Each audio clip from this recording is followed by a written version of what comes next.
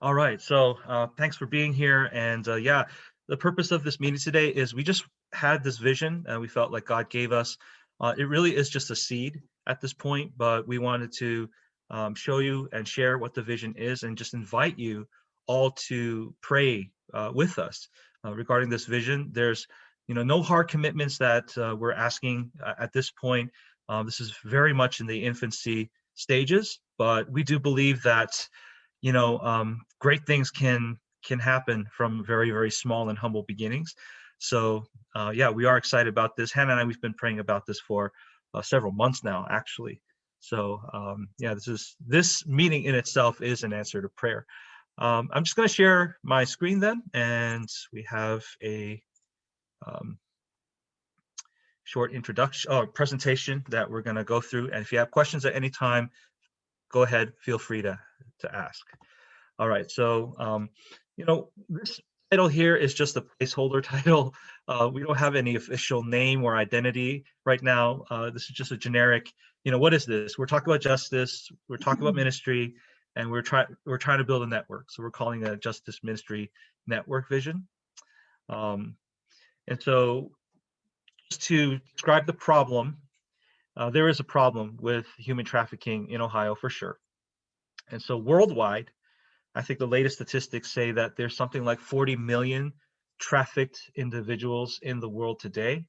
And that's really heartbreaking. And what's been heartbreaking is Hannah and I, we've been involved in, justice ministry for something like 10 years. And I think that number has actually grown.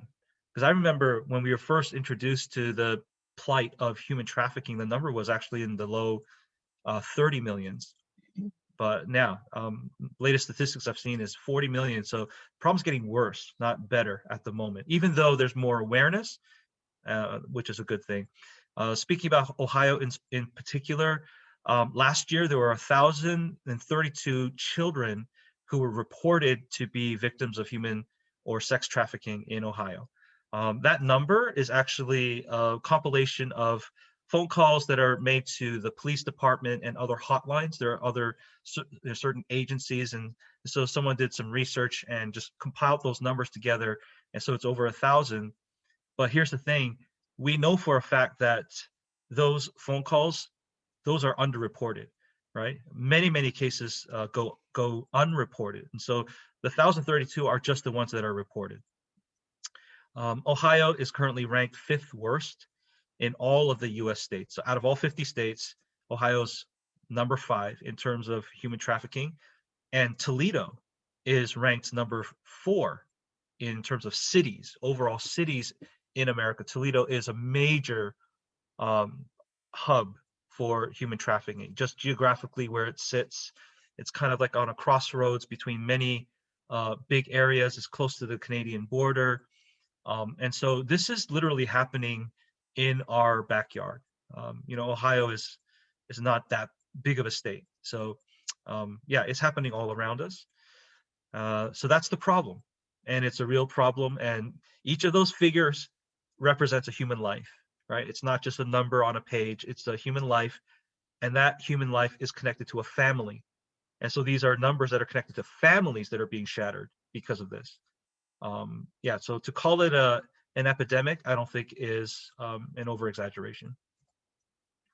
So here's the reality. The reality is that traffickers are highly organized. They are highly organized. They are coordinated in their efforts. So traffickers, they call each other. They don't compete about brands and groups and who's doing more.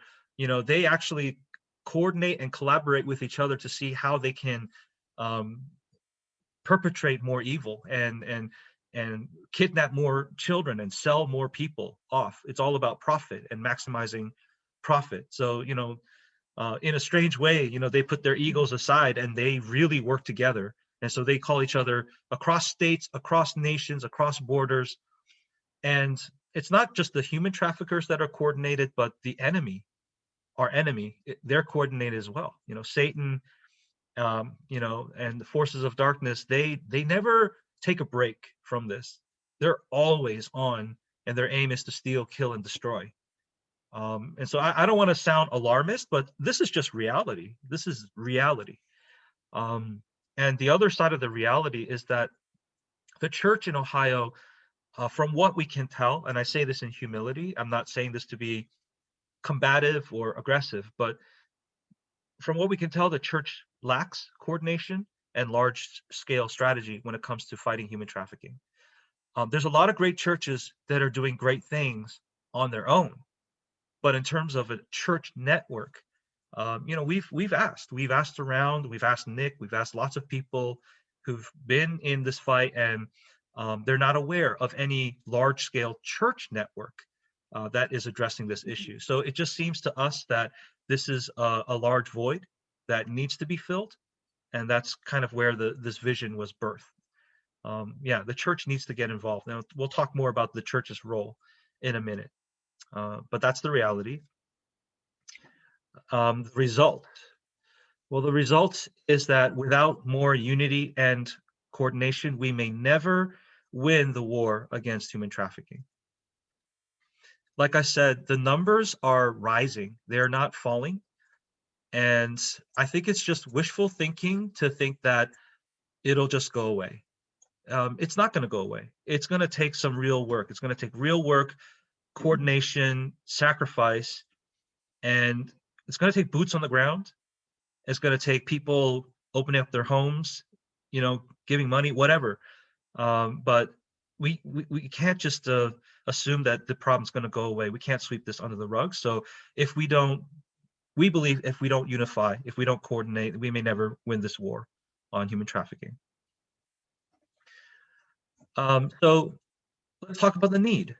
What needs to be done? What changes need to take place in order for us to make a difference? Well, in order to tip the balance in the fight, I think major change is needed. Major change, large scale change, not just individual change, although that is needed as well. And so our vision is to establish a large network of churches to work together. And the bigger the network, the better.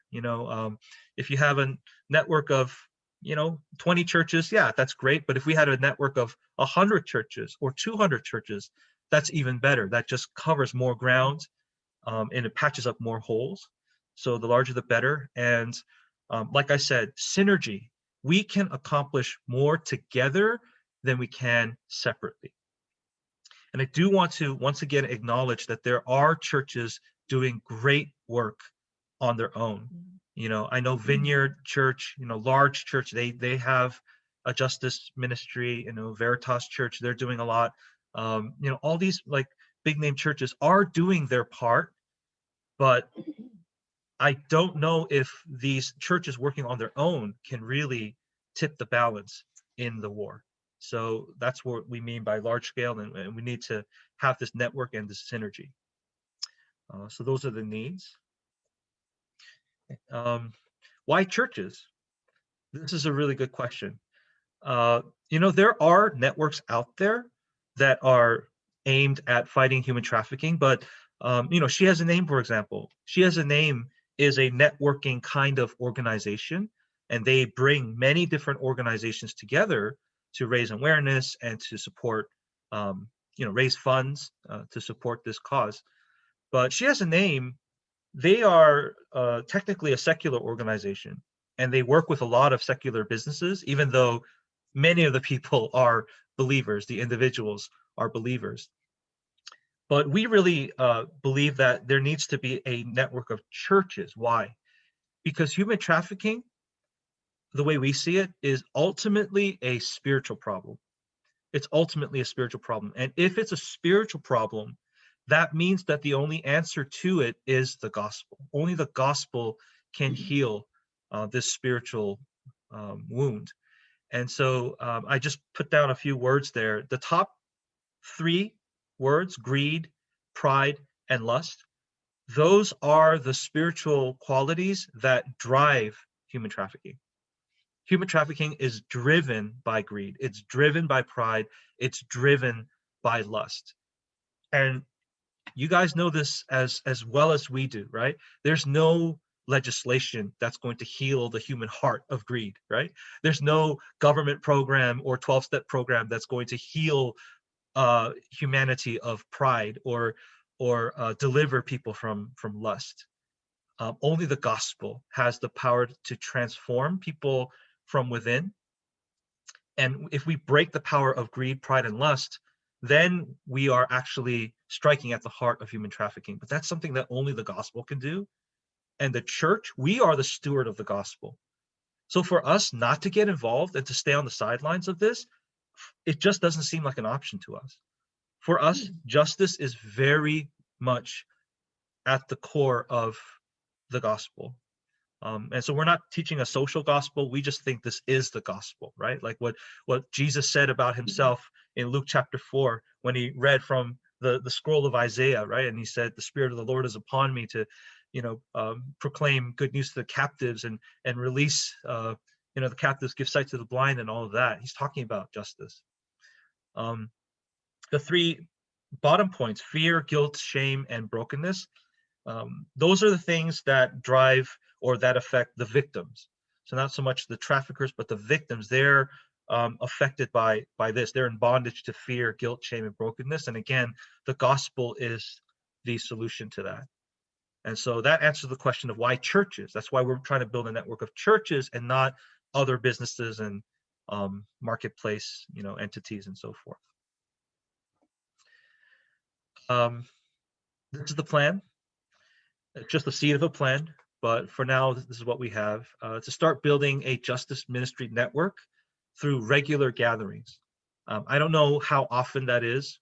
We'll talk about that, whatever works for everyone, but I would hopefully want it to be more than a few times a year, just so that there's a sense of momentum and a sense of regularity.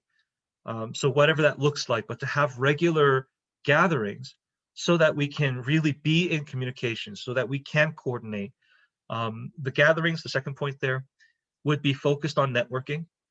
So we want to bring in more and more churches as a part of this. Also, during the gatherings, we would share best practices. We would share the latest statistics. We would actually have guest speakers. So people like Nick, people like, Hannah Estabrook, people even in the government who have expertise in this area. We would invite them to speak and to share their knowledge, to share the latest stats.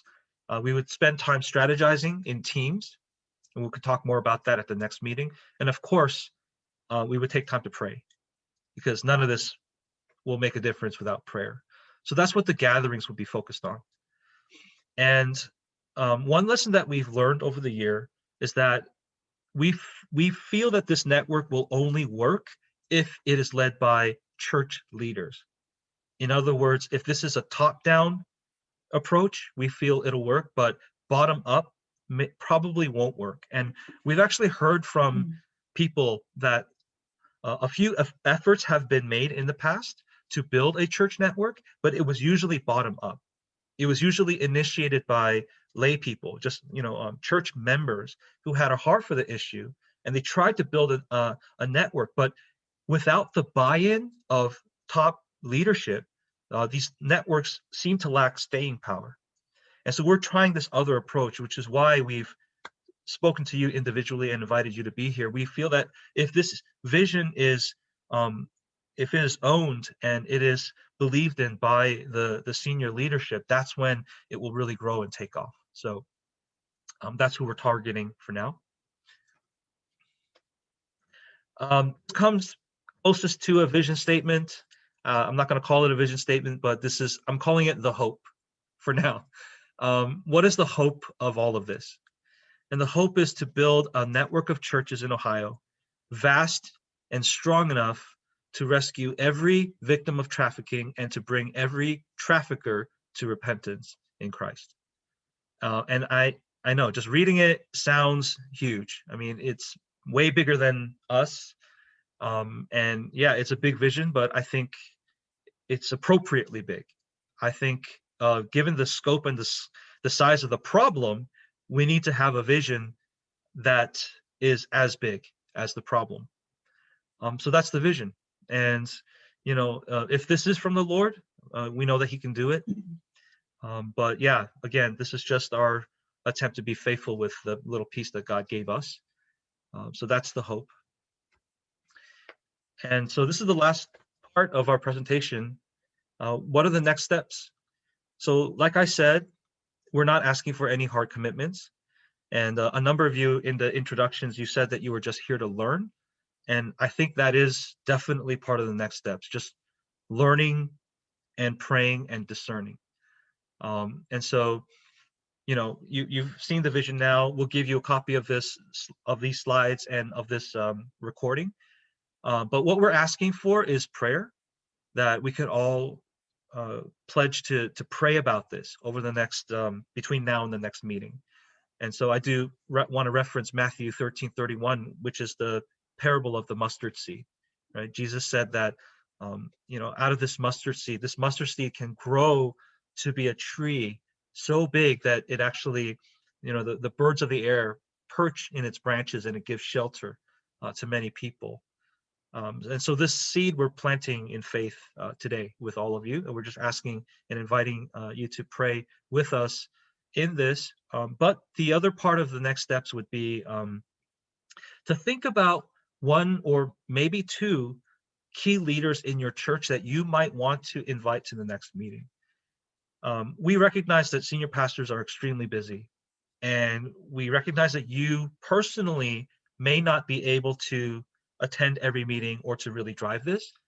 But if you feel convicted, if you feel that your heart has been grabbed by any part of this, then it would be good to have another person in your leadership or in the church to come alongside you and to kind of be a key person, a point person to help drive this and to maybe even be a liaison between us and everyone else. So if you think of someone who has a heart for justice, who could drive this and be a leader for you, or a right hand person for you, please think about inviting that person to the next meeting.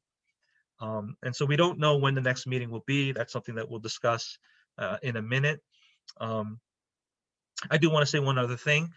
In terms of learning, She Has a Name, they do regular training on human trafficking and labor trafficking. So I think they do it every quarter. Every quarter. So they do their training every quarter, and it's a fantastic training. It's like Human Trafficking 101, and it's everything that you would need to know about human trafficking. They do a very good job defining it. What's the difference between trafficking and smuggling? What are the causes? And they go through all the stats. So it's very good training. It's done every quarter. So that could also be part of your next steps. If this is something that you really do want to learn about, highly recommend that you take the next She Has a Name training, and we can give you that information as well. So that's it. That's our vision, and yeah, we'd love to just hear your thoughts or take any questions that you might have at this time. So I'm trying to see, how can I, do you know how to, oh, there we go. I don't know if that's right. Okay, stop share. Yeah. Here we are. There we are. Okay. I'm going to stop the recording now. All right. Thanks.